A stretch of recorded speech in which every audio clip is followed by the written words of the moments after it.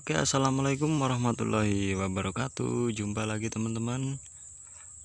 Kesempatan pada pagi hari ini, tepatnya umur tanaman melon saya ini kurang lebihnya 21 hari.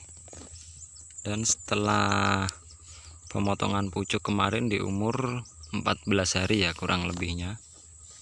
Jadi sekarang penampakannya seperti ini teman-teman. Jadi saya juga habis melakukan penyepraian untuk mengendalikan ulat pada melon. Untuk saat ini yang menyerang pada pucuk tanaman melon seperti ini teman-teman.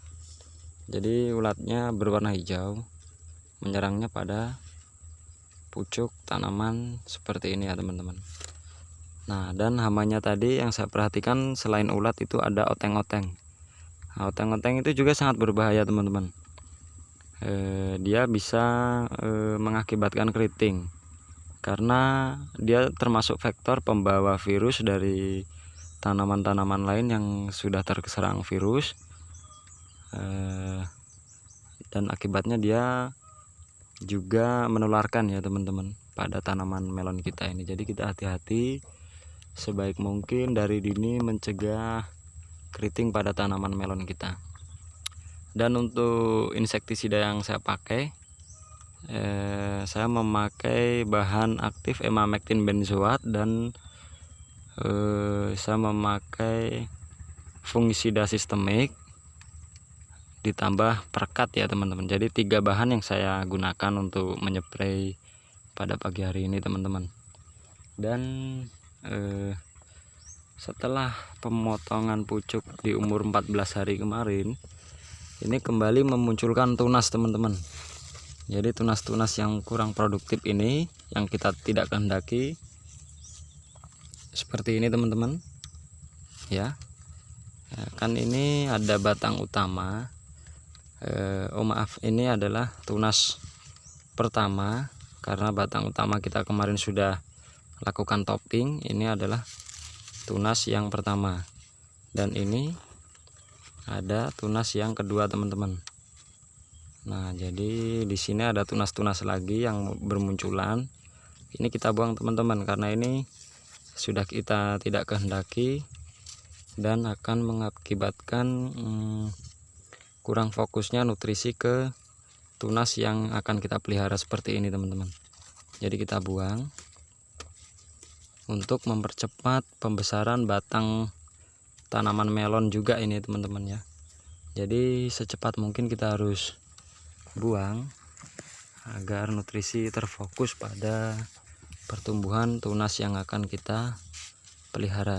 Jadi seperti ini teman-teman. Ini kita harus buang. Ya, jadi lakukan seperti itu terus tuh ya teman-teman. Untuk pengocoran kemarin saya tidak membuatkan video karena saya sangat sibuk sekali teman-teman. Jadi saya hanya memberitahukan saja pengocoran apa yang saya pakai.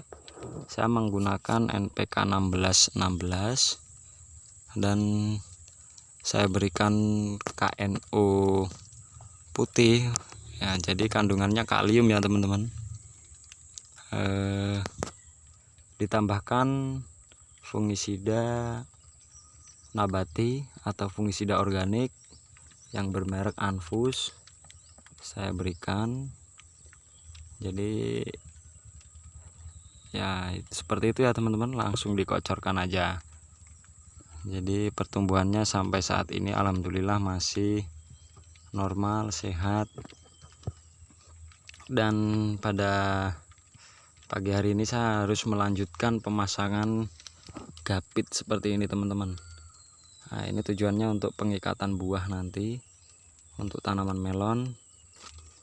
Jadi gapitnya kalau saya harus bambu juga teman-teman karena kekuatannya lebih kuat daripada tali ya teman-teman. Jadi seperti ini penampakan melon saya di umur kurang lebih 20 atau 21 hari teman-teman.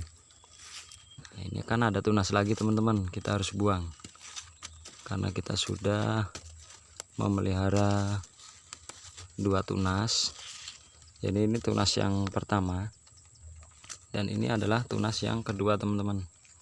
Nanti kita selesai melakukan penggapitan, lalu mengikat melonnya agar bisa menjalar ke lanjaran atau ajir. Ya seperti itu ya teman-teman. Sekian dulu, terima kasih telah menonton video ini, semoga bermanfaat. Jangan lupa like, comment, subscribe, bagikan ke teman-teman kalian, dan jangan lupa klik loncengnya agar mendapatkan notifikasi terbaru dari channel ini. Terima kasih. Assalamualaikum warahmatullahi wabarakatuh.